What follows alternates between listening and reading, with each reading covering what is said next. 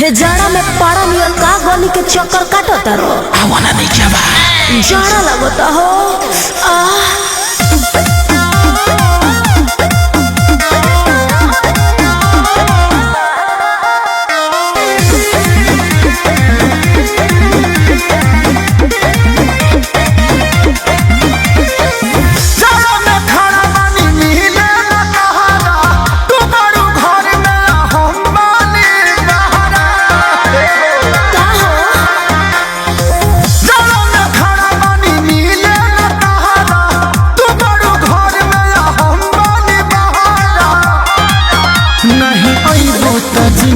हो जाए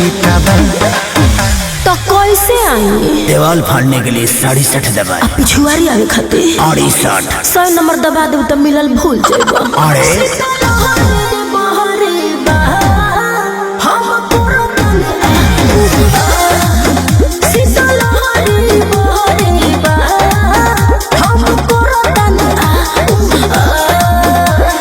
सुनो ना तुअरा के आगे तपे खातिर 0 आ हीटर धरे खातिर 3 दबा दे अरे 3 पुलअप के बात होता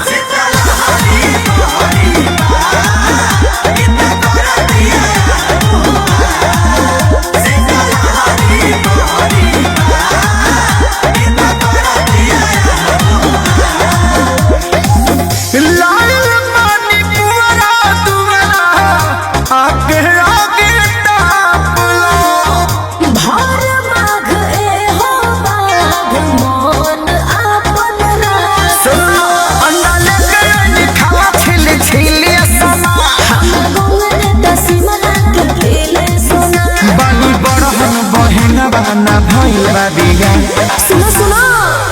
सर्दी में पत्नी वाला फील लेबे खातिर 11 दबावा तहरा के गरियावे खातिर 12 अरे ना एकर बटन नहीं के बनल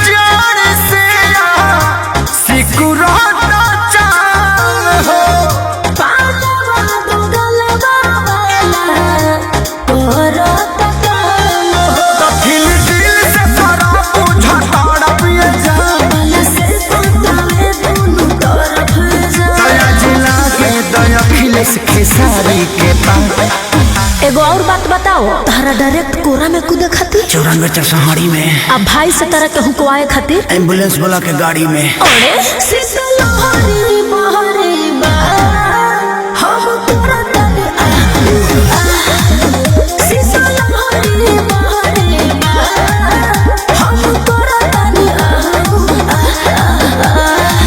एक 112 वाला पुलिस आ गइल बा भाग जा बाबू।